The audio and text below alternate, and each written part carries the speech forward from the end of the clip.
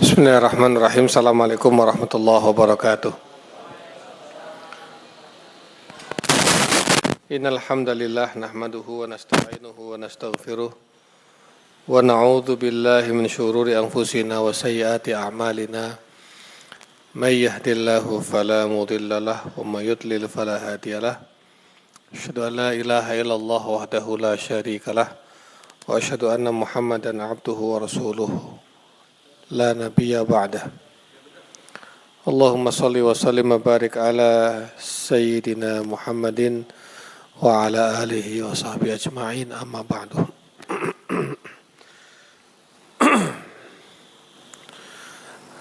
Topik kita hari ini adalah tentang menggapai hidup berkah.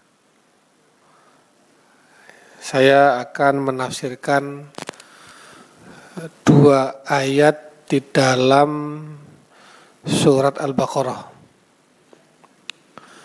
Ayat 162 dan ayat 168 dan ayat 172.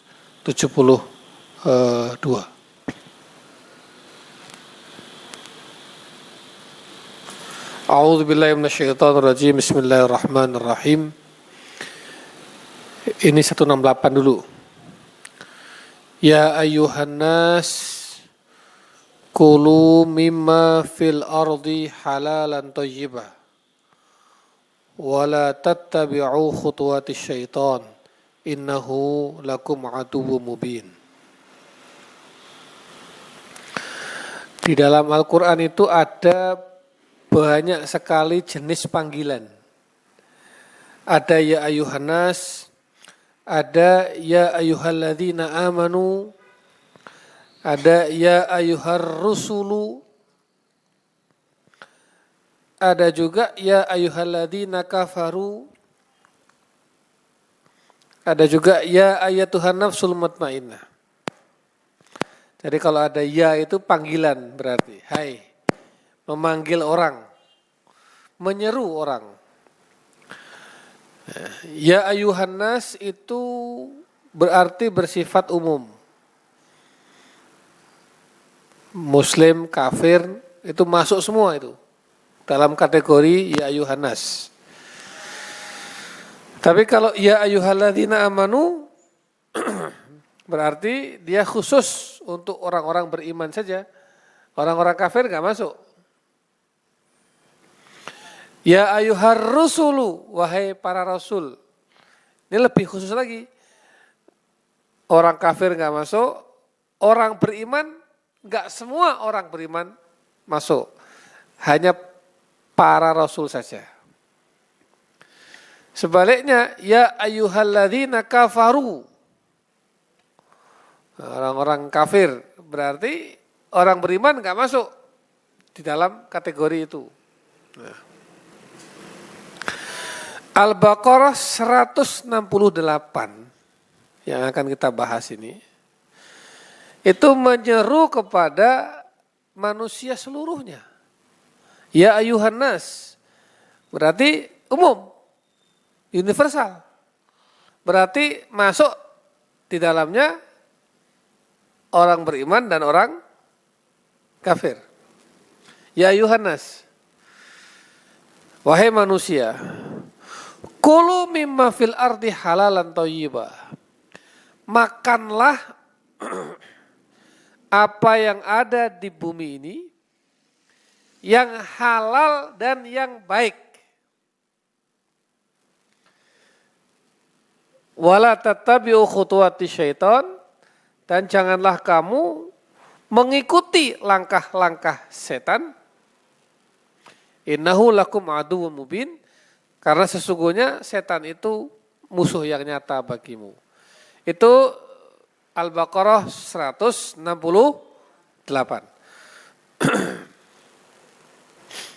Kita masuk ke ayat berikutnya. Lompat. Langsung Al-Baqarah 172. Kalau tadi 168, ya ayyuhan nas berarti bersifat umum. 172 ya ayyuhalladzina amanu. Berarti khusus kita. Orang kafir enggak masuk. Ini hanya orang-orang beriman saja. Tapi perintahnya sama, kulu, makanlah. Tadi 168 juga makanlah, kulu. 172 juga kulu, makanlah. Kulu min thayyibati ma razaqnakum. Makanlah di antara rizki yang baik-baik yang kami berikan kepadamu. Washkuru lillah, dan bersyukurlah kepada Allah in kuntum iyyahu ta'budun, jika kamu benar-benar menyembah Allah. Mari kita lihat bedanya dua ayat ini. 162 Al-Baqarah ya ayyuhan nas. 172 ya ayyuhalladzina amanu. Itu bedanya, satu. Di sana di atas 168 kulu mimma fil ardi sama. Di 172 juga kulu sama. Di 168 disuruh makan halalan thayyibah. Ada dua jenis. Makanlah yang halal dan yang baik. Tetapi 172 kulu min thayyibat, makanlah yang baik-baik. Halalnya enggak ada. Hah? Hai orang-orang yang beriman, makanlah yang baik-baik. Hai manusia, makanlah yang halal dan yang baik. Wah, kalau begitu berarti orang-orang beriman enggak apa-apa, enggak usah makan yang halal ya. Begitu. Enggak ada perintahnya halal. Wahai manusia, perintahnya makanlah yang halal dan baik. Halal dan thayyib. Hai orang-orang beriman, ada enggak halalnya? Enggak ada. Terus bagaimana?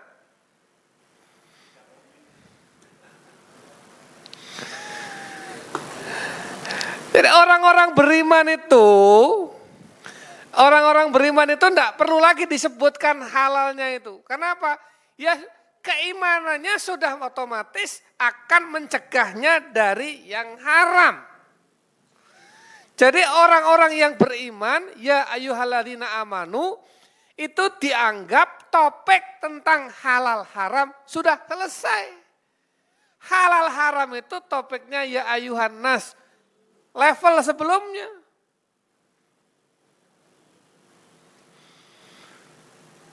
Jadi kalau kita ini masih mau yang haram-haram, itu berarti kita di mana posisinya?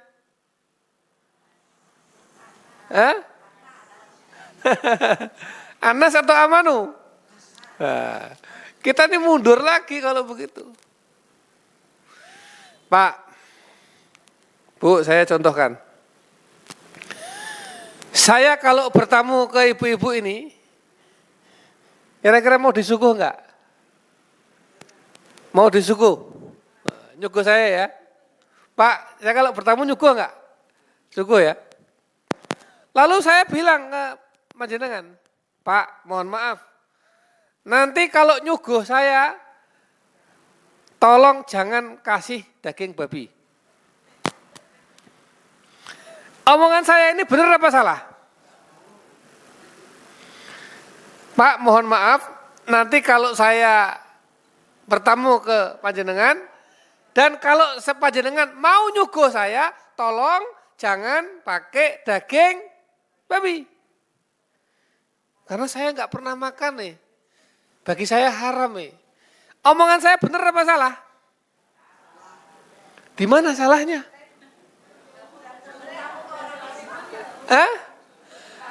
Iya benar, cuma enggak tepat aja. Ngomong ini enggak tepat pada orang yang enggak tepat. Kira-kira tanpa saya ngomong itu, kira-kira nih, panjenengan tuh bakal nyuguh yang haram enggak? Enggak mungkin ya. Apa yang menyebabkan itu? Keimanannya. Paham ya? Jadi aku rasa ngomong, aku orang mangan babi, tur orang ngombe arak, gitu loh. Kira-kira kalau saya nggak ngomong itu, panjenengan ngasih saya arak enggak? Ya enggak ya, kopi ada, teh ada, jahe juga ada, yang halal banyak. Jadi, keimanan kita itu dengan sendirinya, itu sudah melewatkan bahasan tentang halal haram. Itu pelajaran kelas sebelumnya. Pelajarannya kelas orang-orang beriman naik lagi levelnya. Sudah bukan itu lagi dia.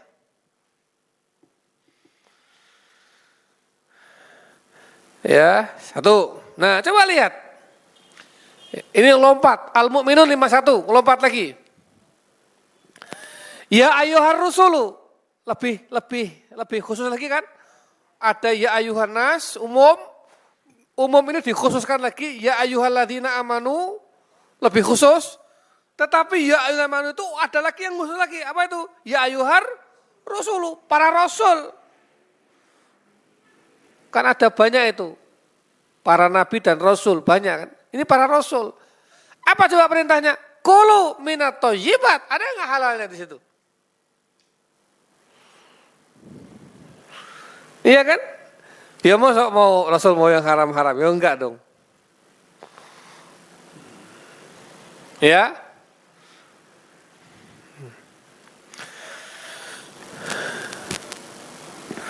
Ini kalau saya tadi sudah selesai ya, halal haram ya. Ya kira-kira kalau saya bertamu ke jenengan, Pak. Kira-kira nek aku mangan ning kono nyuguhe lawuh siji apa akeh? Ya minimal 3 apa 4 gitu ya. Wah iki ono Pak Anang mau bertamu ke sini. Saya tak beli sate, beli apa lagi? Sate kambing, terus ini opor ayam dan seterusnya gitu kan. Wah ada emping, ada macam-macam itu. Saya pastikan, saya jamin, saya percaya itu semuanya halal. Ya toh? Tapi kan enggak semua yang halal itu baik bagi saya toh. Misalnya kan gitu. Wah ini ada emping, melinjo. Wah enak sekali nih. Tapi begitu mau ngambil, aduh jangan, nanti keremet-keremet kakinya. Ayo toh? Geser saya ke samping lagi. Nah, wah ini tehnya manis enak, ya kan? Sirupnya enak. Begitu mau diambil lagi, ntar dulu. Ini apa namanya? Iya, pabrik gula. Terus akhirnya saya ngambilnya air putih, sayur, ya kan? Sama tahu. Wes sambel. Jadi di antara yang halal semua itu pilihlah yang baik, yang thayyib.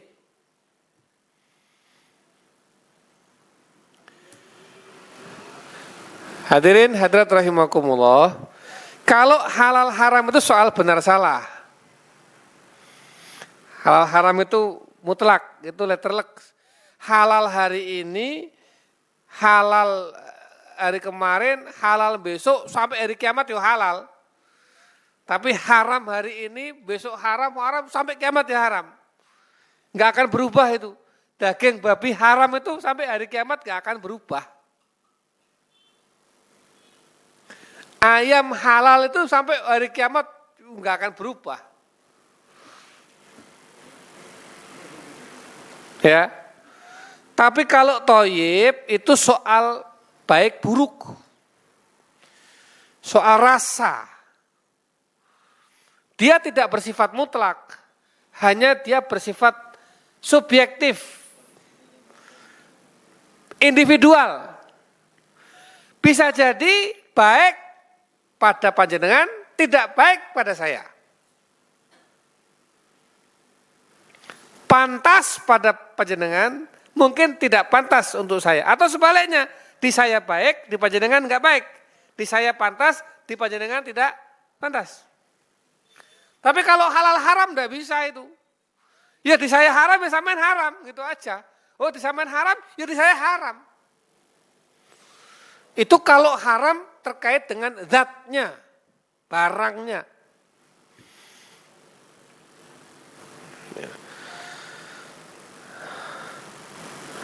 Halal haram soal hukum, baik buruk, thayyib soal etika.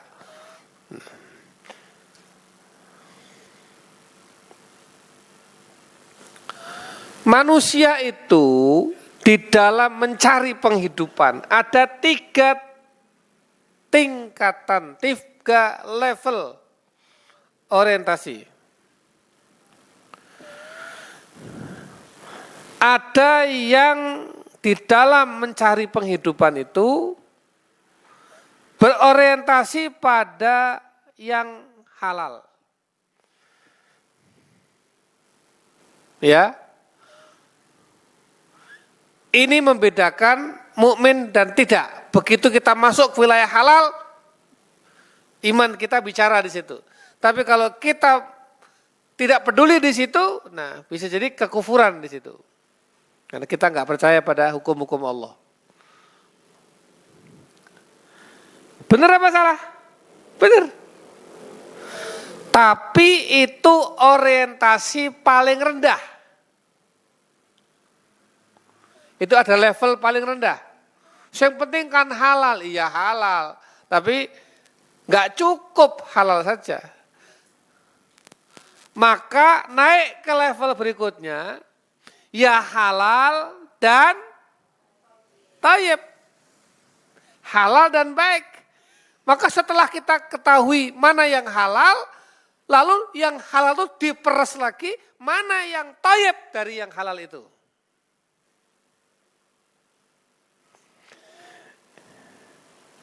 Tapi ternyata halal dan thayyib aja nggak cukup. Dia harus naik 1 level lagi menjadi apa? Berkah, mubarakan. Halalan, thayyiban, mubarakan. Ini contoh air putih ya. Misalnya nih. Halal kan? Pasti halal ya. Thayyib enggak? Kan enggak ada pantangan orang minum air putih. Halal dan thayyib. Cukup? Enggak cukup. Bagaimana dia yang sudah halal dan dia itu sudah thayyib, dinaikkan lagi levelnya supaya dia menjadi berkah. Doa. Jelas? Bedanya saya minum pakai doa dan enggak pakai doa apa? Mengubah rasa enggak?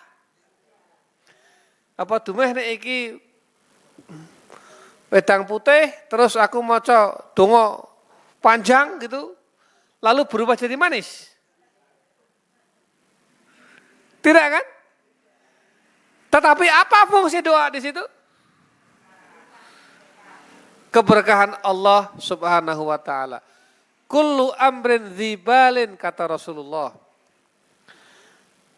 La yubda'u bi bismillah. Segala sesuatu yang bermanfaat, makan minum itu kan bermanfaat.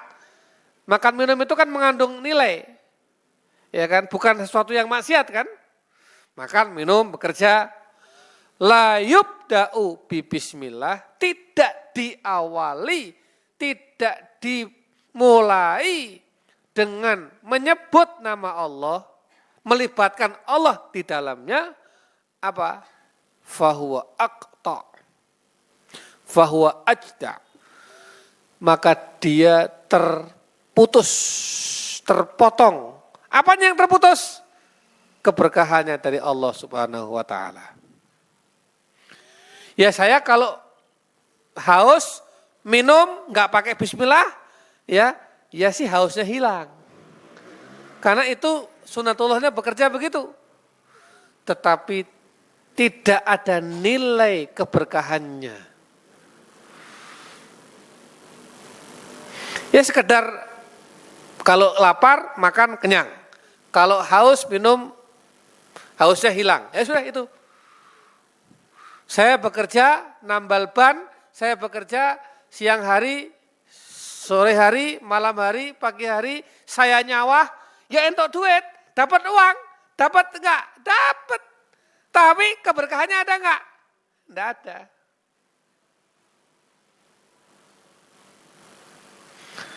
Karena tidak melibatkan Allah di dalam pengawalinya dan mengakhirinya. Karena dia tidak mengingat Allah di dalam proses. Padahal dia bisa makan, dia bisa minum, dia bisa bekerja, dia mendapatkan makanan, dia mendapatkan minuman, dia mendapatkan pekerjaan. Semua itu tidak lepas dari nikmat yang Allah berikan kepada kita. Lah kok lupa? Ya pantas kalau tidak mendapatkan keberkahan.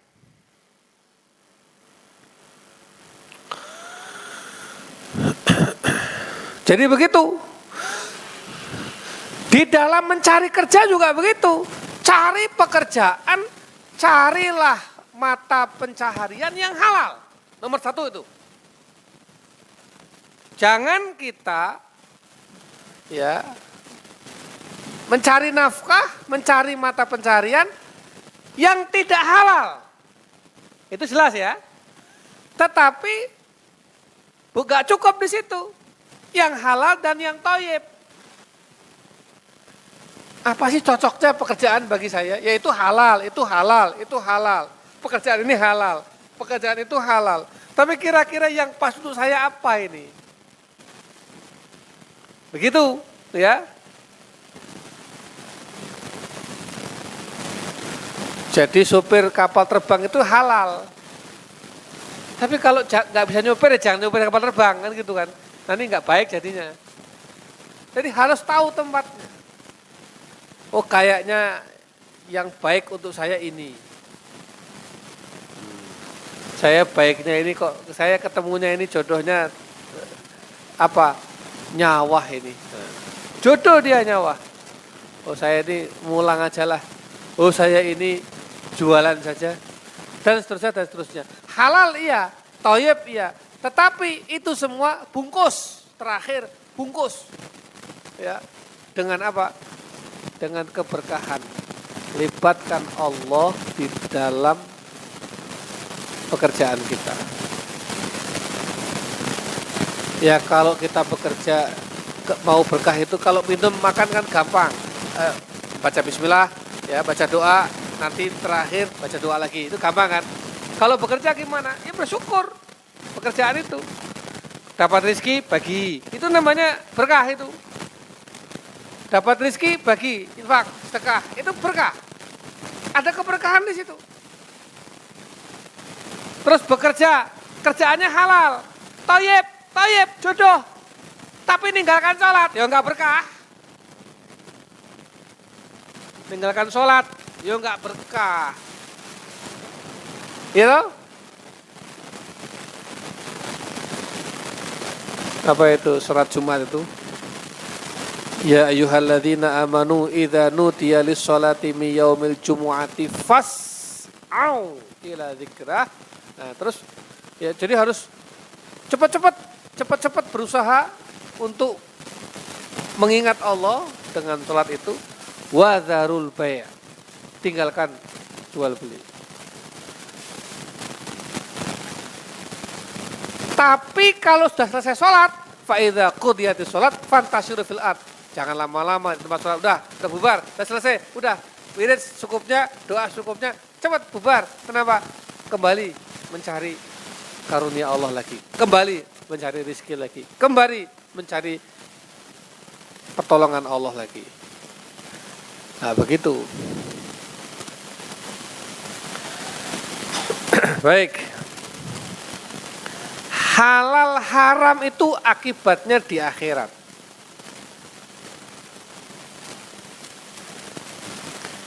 Ya, sekarang kalau mau haram sama Allah dijuju dulu nih.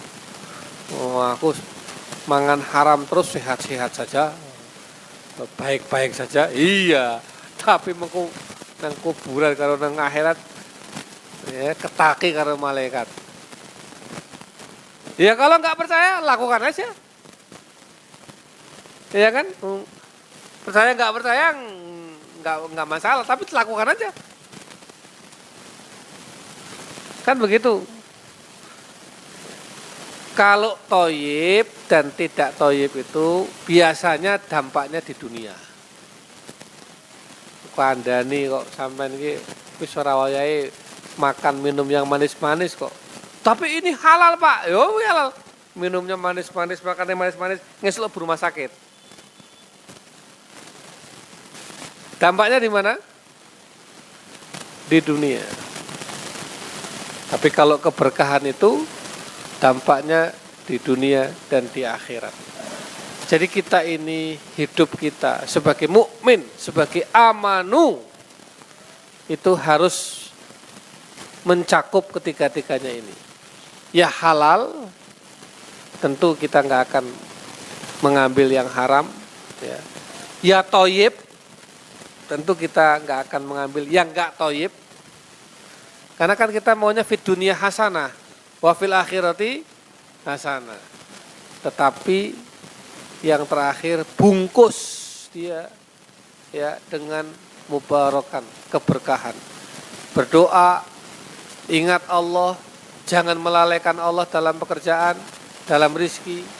Ya, kemudian kalau sudah dapat rizki, dapat pertolongan Allah, jangan lupa untuk berbagi, karena berbagi itu salah satu perintah Allah. Itu dalam rangka menuju keberkahan hidup. Bapak Ibu sekalian yang dirahmati Allah, ini ada satu doa, ini terkait dengan tadi keberkahan. Satu doanya Nabi Nuh, ini penting. Ya, boleh ditulis, boleh dihafalkan. Ini ada dalam Al-Quran, surat Al-Mu'minun ayat 29. Nabi Nuh aja doanya apa coba? Ini Nabi loh, Nabi dan Rasul. Nabi Nuh saja doanya Rabbi anzilni munzalan mubarakan wa anta khairul munzilin. Ya Allah, kata Nabi Nuh ini, ya Tuhanku, tempatkanlah aku di tempat yang Engkau berkahi. Nabi loh ini. Ya, Rasul. Doanya doa minta keberkahan. Ya Allah, tempatkanlah aku di tempat yang Engkau berkahi. Wa anta khairul munzilin.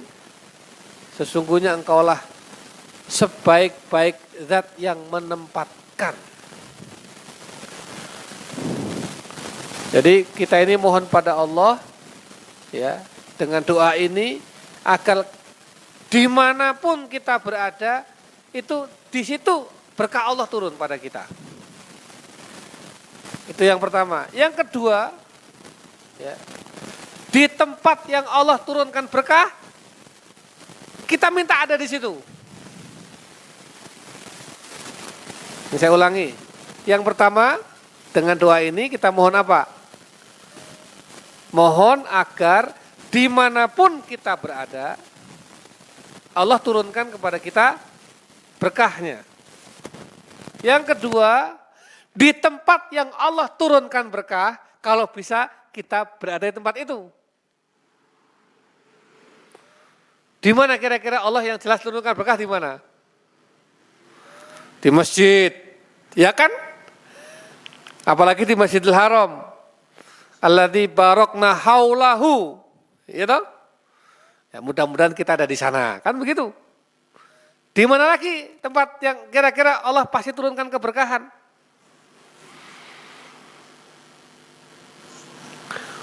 Di majelis seperti ini kan tempat yang digunakan untuk majelis seperti ini Allah turunkan keberkahan pada kita. Ada malaikat yang membentangkan sayapnya sampai ke langit dunia, dan selama kita berada di majelis ini, malaikat memohonkan ampun untuk kita semuanya. Allahumma ighfir lahu, Allahumma arhamhu, Allahumma ighfir lahu, Allahumma arhamhu, terus begitu kan. Nah, kita minta supaya kita ada di tempat itu. Berarti sering kunjungi masjid, ya kan? Terus bisa pergi haji dan umroh, sering kunjungi majelis-majelis ilmu, kan begitu toh? Atau dimanapun kita berada, Allah turunkan berkahnya kepada kita. Rabbi anzilni munzalan mubarakan wa anta khairul munzilin. Itu dua makna itu. Jangan sampai begini. Ini yang pegawai misalnya. Dulu waktu pangkatnya golongan 2, golongan 3 kayaknya mendapat keberkahan. Ya kan? Karena faktor-faktor yang mengundang keberkahan dia lakukan semua.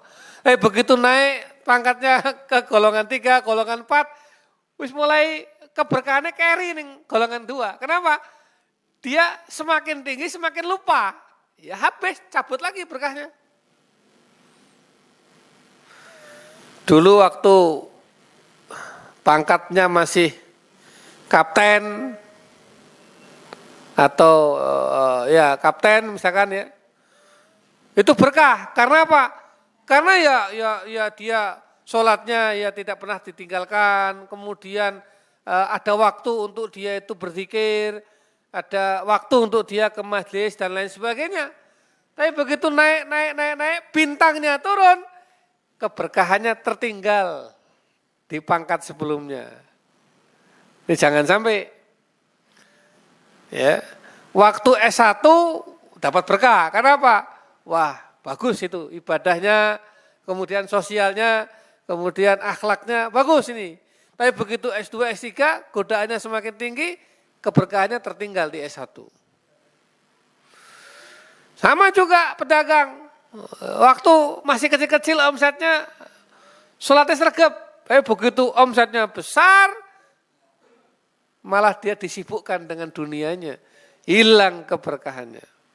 Maka ya Allah, tempatkanlah aku di tempat yang engkau berkahi. Rabbi anzilni munzalan mubarakan. Di tempat manapun aku berada, berikan berkahnya. Atau di tempat yang engkau telah turunkan berkahnya, bimbinglah aku bisa menuju ke tempat itu. Ini doanya Nabi Nuh alaihi salam. Ya, bagus juga untuk kita baca, kita mohonkan kepada Allah di dalam doa-doa harian kita sambil direnungi, sambil diresapi makna dari doa ini. Doa ini ma'thur karena ada juga di dalam Al-Quran surat Al-Mu'minun ayat 29. Walau anna ahlal qura amanu wattaqau la fatahna alaihim barakatim minas sama'i wal ard. Walakin kadzabu fa akhadnahum bima kanu yaksibun. Andai kata penduduk suatu negeri, penduduk suatu bangsa, penduduk suatu kampung, penduduk suatu kota, andai kata, mau beriman dan mau bertakwa. Ini syaratnya dapat berkah nih. Jadi syaratnya dapat berkah apa tadi? Iman dan takwa. Apa kata Allah? La fatahna. Pasti loh ini. Ini enggak pakai akan, tapi pasti lah. Pasti akan kami limpahkan berkah, akan kami buka keberkahan dari langit dan akan kami limpahkan keberkahan dari bumi. La fatahna alaihim, kami akan buka pintu-pintu langit, kami akan buka pintu-pintu bumi, kami akan kucurkan keberkahan dari langit, kami akan berikan keberkahan dari bawah bumi. La fatahna alaihim barakatin minas sama, dari langit, wal ard. Syaratnya apa? Tadi amanu wattaqau. Tapi sebaliknya, kalau kita itu mendustakan, kita melalaikan, mengkhianati ajaran-ajaran agama Allah itu, walakin kadzabu, ya sudah. Kalau itu pilihannya, maka fa'akhadnahum bima kanu yaksibun. Ya kalau memang kamu lebih memilih itu, ya sudah. Maka siksa kami akan siksa kamu semua disebabkan oleh perbuatanmu itu. Jelas ya? Ini surat tafsir sekelumit bukan tafsir yang luas, tapi hanya sekelumit dari tafsir surat Al-Baqarah ayat 168 dan 172 ya, terkait tentang makanan. Makanya halal itu harus menjadi gaya hidup, lifestyle. Ini saya pernah pergi ke Eropa, Rusia dengan rombongan. Nah ya, rombongannya itu ada yang aneh juga itu. Ada yang aneh. Nah kita ini kan nyari makanan yang halal toh. Malah kalau ada restoran, halal enggak ini? Enggak, oh cari yang lain. Wah ini enggak ada halalnya, enggak, cari yang lain, kayak gitu toh. Iya kan? Bahkan kalau ada makanan yang kita enggak tahu, kita tanya. Tanya sama orang situ, ini halal enggak? Ini halal enggak? Oh jangan Pak, gitu kan? Nah ini ada yang malah kebalik berpikirnya. Pak Anang, kok dadak tanya-tanya barang? Iya tuh tanya loh, nggak usah tanya. Kan kalau nggak tahu malah enak kita. Aduh, lebih itu kok kebalik. Kalau tanya kan jadi tahu. Gara-gara kita tanya, logikanya dia itu. Karena sampean tanya, kan jadi tahu ini haram, ini halal. Nah ternyata haram semua kan. Waduh, di sini nggak ada yang halal. Ya udah kita cari. Di mana ada resto yang pasti halalnya. Ada Pak yang bersertifikat halal pasti. Restoran Timur Tengah. Tapi agak jauh Pak. Dari sini kurang lebih 800 meter. Ya kan melaku toh. Nelalah melaku wong sekilo rawon sekilo. Gitu kan. Lagi ada yang protes sama saya. Pak Anang sih dadak tanya. Lihat tanya toh. Kan tadi kalau Pak Anang nggak tanya kan, kita kan nggak dosa. Kenapa? Lo kan nggak tahu. Laduh ini. Susah saya jelaskannya.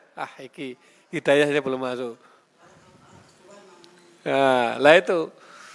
Makanya ini cara berpikir. Maka gaya hidup ya, itu namanya cara berpikir dan gaya hidup. Kalau kita ini kalau nggak ketemu makanan yang halal ya cari yang halal. Melaku ya melaku, adoh ya adoh, nahan lapar, dikit kan gitu toh. Gaya hidupnya kita begitu.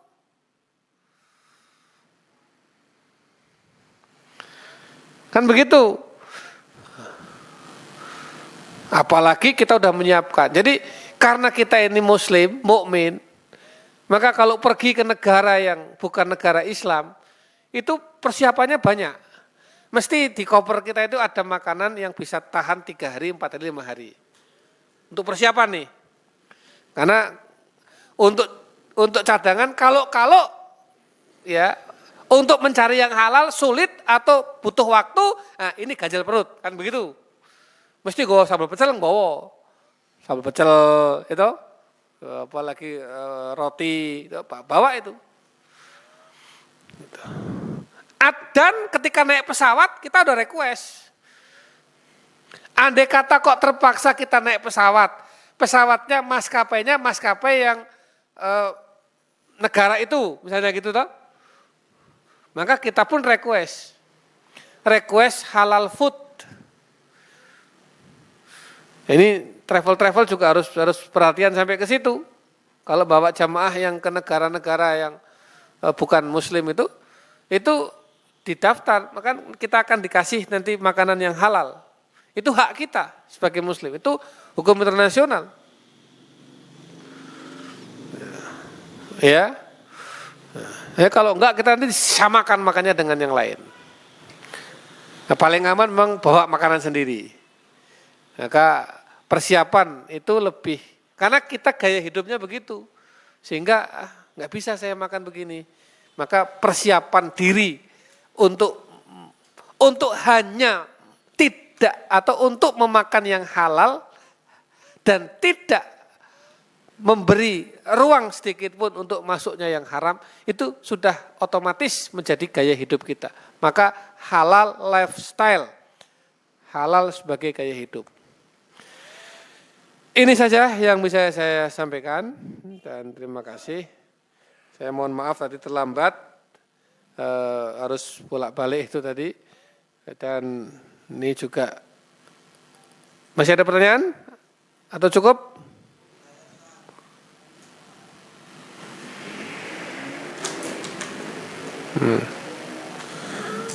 Ada?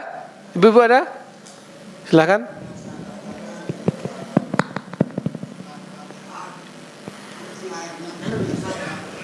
Assalamualaikum warahmatullahi wabarakatuh. Waalaikumsalam. Yang saya tanyakan di dalam surat Al-Fatihah yang ke-6, ihdinas siratal mustaqim, yang mungkin artinya tunjukkan jalan yang lurus. Yang 7, siratal ladzina an'amta 'alaihim, itu untuk jalan orang-orang yang diberi nikmat. Nah itu kedua-duanya maksudnya gimana itu Ustaz? Saya sudah 3 kali kajian tafsir Al-Fatihah tamat. Ya toh? Apa yang dimaksud ihdinas siratal mustaqim? Siratal mustaqim itu bisa al-Islam. Siratal mustaqim itu artinya bisa Al-Quran. Siratal mustaqim itu bisa as-sunnah. Dan yang keempat, siratal mustaqim itu artinya al-akhlaqul karimah. Jadi ihdinas siratal mustaqim, jalan yang lurus itu ya Islam itu. Jalan lurus itu ya Al-Quran itu. Jalan yang lurus itu ya sunnah Nabi itu. Jalan yang lurus itu ya akhlakul karimah itu. Ya, itu Batik TV sudah menayangkannya itu. Jadi ihdinas siratal mustaqim. Kenapa? Di situ maksudnya ada 2 hal. Bagi yang belum dapat petunjuk, dia minta petunjuk. Ihdinas siratal mustaqim. Siratal mustaqimnya 4 tadi pengertiannya. Tapi bagi yang sudah dapat petunjuk, maka dia minta supaya istiqomah di dalam petunjuk itu. Itu makna dari ihdinas siratal mustaqim. Ya. Nanti saya ulang lagi kapan-kapan. Tafsir surat Al-Fatihah. Atau lihat di di YouTube ada itu. Ya Bu ya. Di YouTube ada, saya bikin episode 1 sampai 24. Al-Fatihah 1, 2, 3, 4, 5, 6, 7 sampai 24. Itu, dan bukunya segera terbit, tafsir surat Al-Fatihah. Ini sedang saya edit, mudah-mudahan November ini terbit. Gitu. Ada lagi?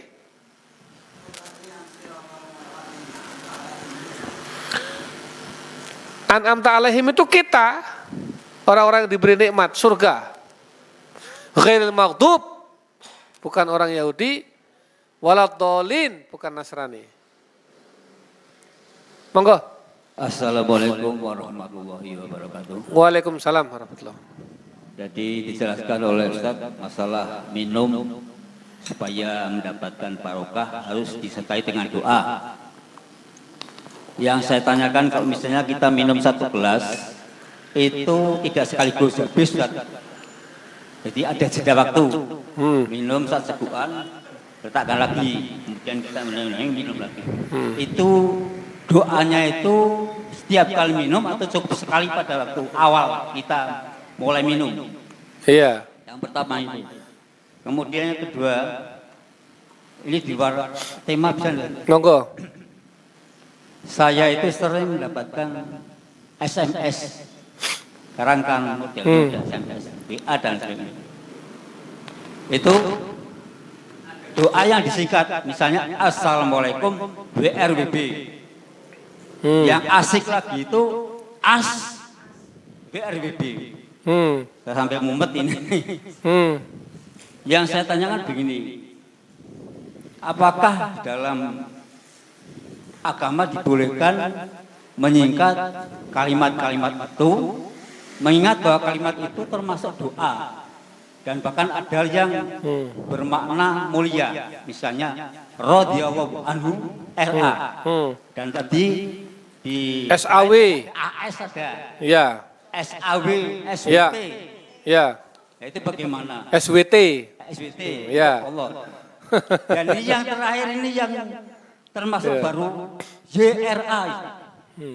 Ya Rabbal Alamin. Masya Allah. Jadi saya mohon penjelasan dari Ustaz. Ya. Apakah dibolehkan, apakah harus ditulis secara lengkap? Terima kasih. Assalamualaikum warahmatullahi wabarakatuh. Waalaikumsalam warahmatullahi wabarakatuh. Yang pertama doa minum itu ya pada awal. Ya tapi kalau mau doa lagi terus kan nggak apa-apa. Itu nggak usah jelimet begitulah. Mau sekali minum doa boleh, mau setiap kali nyucup doa ya boleh. Anggap aja zikir. Ya toh? Bahkan sebetulnya orang-orang sufi itu minumnya itu zikir. Jangankan kok setiap susupan. Kan begitu, ya. Tapi doa itu minimal pada saat awal dia meminum doa. Yang penting itu kan enggak lupa bahwa minum itu kan sarana saja. Tapi kita itu ingat sama yang beri minum. Nah supaya ingatnya itu seragam, kalau enggak nanti si A ingatnya apa, si B ingatnya apa, diseragamkan. Sama dengan kita bersyukur. Orang Jawa itu bersyukur, berterima kasih, matur nuwun. Nanti kalau orang Inggris thank you, orang Sunda apa?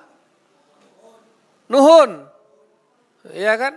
Maka ini supaya terima kasihnya, syukurnya itu seragam, maka siapapun dia, alhamdulillahirabbil alamin. Kan begitu.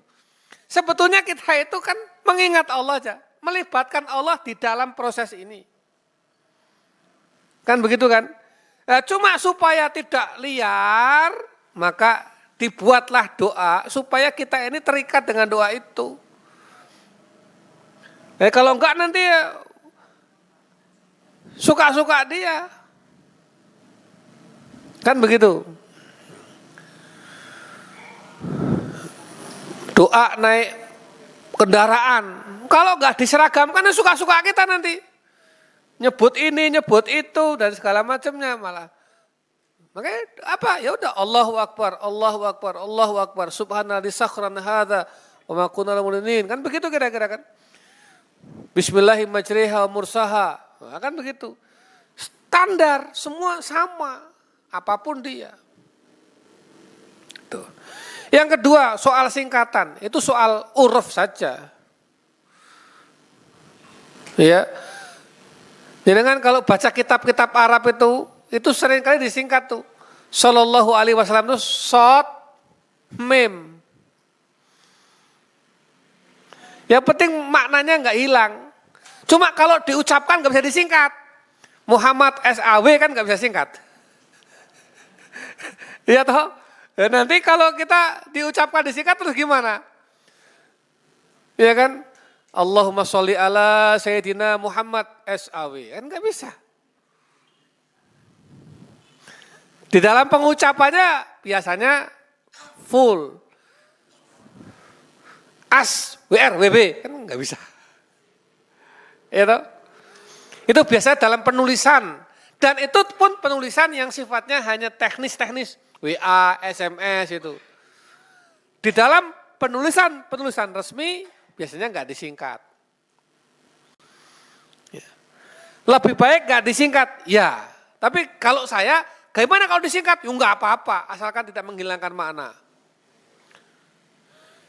Ada lagi debat, insya Allah itu insya INSYA Allah atau apa? Insya Allah. Sulit karena memang bukan bahasa Arab.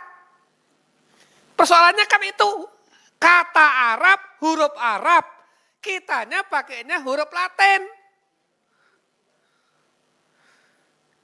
Sulit. Coba alhamdulillah gimana? Alhamdulillah. Ya kan? A L H A M D U L I L L A H. Ya toh? Itu harusnya L yang kedua L besar. Karena L yang kedua menunjukkan Allah kan? Lillah. Ada enggak orang alhamdulillah L-nya yang kedua itu L besar. L kecil, L besar. Gabung.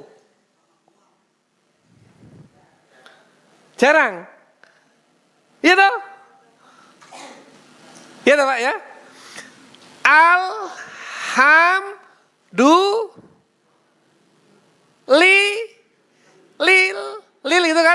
Harusnya kan lil, L-I-L. Lah kan, harusnya kan L besar. Karena kalau Arabnya alhamdulillah, gitu. Sulit kita. Pasti akan terjadi distorsi. Pasti akan terjadi ketidaksempurnaan di dalam proses itu. Apalagi misalnya waladhdallin. Coba di Indonesianya gimana? DH apa DL? Saya ada tulisan wudu kan WUDLU atau DHU. Kalau kita itu pakai ejakannya wudlu. Karena dot itu transliterasinya DL kan. Dan ini enggak baku, ini nanti berubah lagi suatu ketika. Ada ejakan baru lagi, berubah lagi. Terus gitu. Zuhur itu gimana? Zuhur itu DZ atau DH? Ada yang nulis DH, ada yang nulis DZ, ada yang nulis Z malah. Zuhur. Mana yang benar? Loh aslinya ke bahasa Arab kok. Iya toh? Allah itu pakai ALLAH atau ALLOH?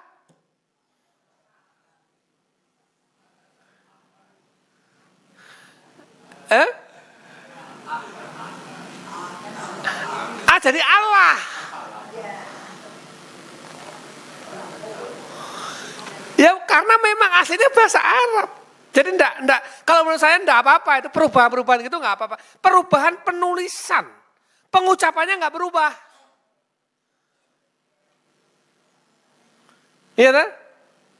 Jadi kalau orang yang enggak ngerti bahasa tulisan Arab, kok bacanya Latinnya, nanti masih terjadi ghairil maghdubi alaihim waladhdallin. Ya toh? Dia terjebak pada transliterasi tulisan menggunakan huruf Latin. Jadi gimana AS, WR, WB, ya kan? Enggak sampai pada tingkat dosa. Tapi kalau saya mau tak langsung gimana? Lebih baik. Kan begitu, ya kan? Kemudian SAW gimana? Tidak sampai pada tingkat dosa. Yang penting pada saat kita menyebut Rasulullah Shallallahu Alaihi Wasallam. Itu yang nggak boleh berubah. Nabi Nuh alaihi salam. Ya itu. Jadi nggak apa-apa Pak. Nggak sampai pada tingkat hukum dosa. Gitu. Begitu? Ada lagi? Ya. Assalamualaikum warahmatullahi wabarakatuh. Assalamualaikum warahmatullahi wabarakatuh. Tadi di dalam surat Jumat ya Ustaz, disebutkan bahwa kita disuruh meninggalkan jual beli, kemudian masuk sholat Jumat, terus setelah sholat Jumat bersegeralah bertebarlah untuk mencapai rezeki. Fantasiru fil ard. Fantasiru fil ard. Tapi saya pernah ya dikasih tahu ya mungkin orang alim atau apa. Iya. Itu Jumat itu jangan digunakan untuk kerja, untuk libur. Kita itu sekarang itu banyak orang nggak berkah karena libur minggu. Gitu Ustaz. Iya. Yang kedua, ini pertanyaan yang kedua, masalah ngasih ini ketika kita ulang tahun nih Ustaz, ada ucapan-ucapan di WA maupun di Facebook ini ada banyak perbedaan ini. Itu ada barakallahu fi umrik atau apa. Terus katanya mau pakai itu atau maka milad atau taksis itu semuanya tasabuh. Harlah, milad, taksis, anniversary, Oh, itu ya. Meniru-niru Iya. agama lain, Ustaz. Iya. Itu apakah diperbolehkan atau yang misalnya yang untuk meniup lilin aja yang tidak diperbolehkan yang tasabuh itu, Ustaz. Terima kasih, Ustaz. Assalamualaikum. Assalamualaikum warahmatullahi wabarakatuh. Tentang Jumat, sholat Jumat, hari Jumat. Ayatnya itu di situ ya. Coba perhatikan. Fas'au ila dzikrillah wa dzarul bai'. Berarti diasumsikan sebelumnya itu ada kegiatan. Kalau diseru pada hari Jumat, bersegeralah, ya kan? Dan tinggalkan jual beli, berarti kan lagi jual beli itu. Tapi ayat berikutnya kembali lagi, fantasyiru fil ardh wabtaghu min fadlillah. Ya. Tidak ada satupun ulama yang mewajibkan Jumat itu harus istirahat. Kalau Jumat itu Sayyidul Ayam, iya. Jumat itu hari Sayyidul Ayam itu apa? Hari tuan hari atau penghulu harinya orang muslim, ya. Tapi tidak ada satupun yang kemudian ulama mengatakan bahwa hari Jumat berhentilah seluruh aktivitas.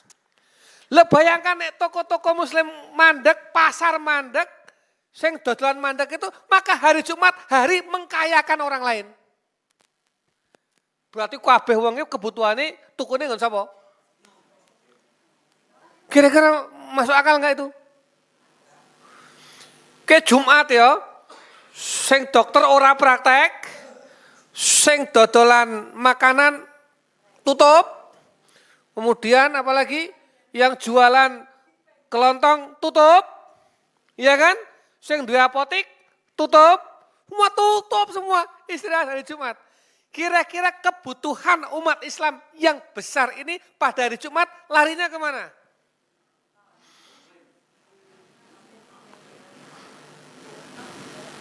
Gimana mau izah kita? Yang nggak boleh itu begini, wes adzan isya sibuk lah itu. Wes kena Allah adzan musik nggak boleh. Maka sebelum adzan udah persiapan. Oh ini hari Jumat, ya tutup kasih. Ini tidak Jumat, jam 11, jam setengah 12 mulai adzan. Ya jam setengah 11 wes siap-siap, mandi-mandi segala macam persiapan. Pakaian terbaik, pakai wangi-wangian, menuju ke masjid, ada waktu. Pernah saya singgung di sini kan, kalau hari Jumat itu Allah menugaskan malaikat-malaikat untuk berdiri di pintu-pintu masjid. Yaktubunal awal fal awal. Mencatat setiap orang yang datang ke masjid hari Jumat itu sesuai dengan waktu kedatangannya. Nah, fulan mlebu masjid jam 10.30 gitu.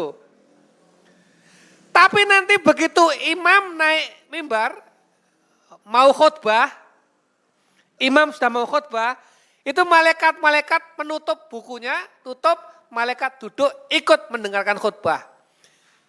Mafhumnya kira-kira, nek ana wong tekone Jumatan, wes meh bubar khutbah, kecatat gak?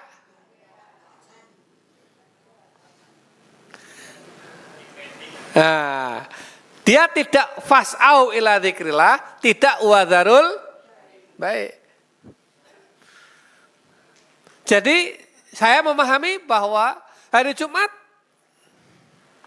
ya, yang mau istirahat silahkan, yang aktivitas pun tidak dilarang. Yang penting pada saat dia itu adzan Jumat atau kalau bisa sebelum itu dia sudah berada di masjid menyiapkan diri untuk zikrillah. Itu satu. Yang kedua apa tadi? Milad apa dan lain sebagainya. Ya memang ini minal mubahat. Orang mengucapkan kita dengan apa? Barakallah. Kemudian apa lagi itu? Ya enggak apa-apa mendoakan aja kok. Dan mendoakan barakallahu fi umrika itu ya pas ulang tahun ya boleh, pas gak ulang tahun ya boleh. Kebetulan dia ingatnya pas kita ulang tahun ya. Barakallah, Allah yubarik fikum. Udah gitu aja jawab. Wong dia mendoakan kita, balas saja mendoakan. Ya. Hanya memang pongsone sing hura-hura dan lain sebagainya ndak usah lah itu. Bahwa kita diingatkan dengan umur kita sudah berkurang, jatah usia kita sudah berkurang, berarti kematian sudah dekat. Diambil hikmahnya aja. Ya, bahwa hikmah sudah berkurangnya umur, hikmah berkurangnya jatah usia, dan hikmah berarti kematian sudah semakin mendekati kita. Wallahu a'lam bishawab. Begitu ya. Cuma nggak ada yang mengucapkan ulang tahun sama saya soalnya.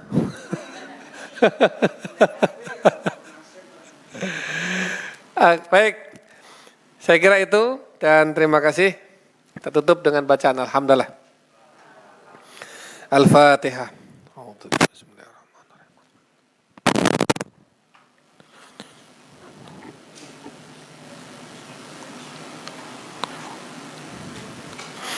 Bismillahirrahmanirrahim. Allahumma salli ala Muhammad wa ala alihi wa sahbihi ajma'in. Walhamdulillahi rabbil alamin. Hamdan syakirin, hamdan na'imin, hamdan yuwafi ni'amahu yukafi'u mazidah. Ya Rabbana lakal hamdu kama yanbaghi li jalali wajhikal karim wa 'azimi sultanik. Rabbana zalamna anfusana wa illam taghfir lana wa tarhamna lanakunanna minal khasirin. Allahumma ighfir lana wa liwalidina warhamhum kama rabbawna shighara walil muslimina wal muslimat wal mu'minina wal mu'minat al ahya'i minhum wal amwat innaka sami'un qaribun mujibud da'wat ya qadiyal hajat. Allahumma anfa'na bima 'allamtana wa 'allimna ma yanfa'una warzuqna 'uluman tanfa'una fid din wad dunya wal akhirah. Rabbana la tuzigh qulubana ba'da idh hadaitana wa hab lana min ladunka rahmah innaka antal wahhab. Allahumma anzil alaina rahmatika wa barakatika wa tajalliyatika takfi lana hajatina fid dunya wal akhirah.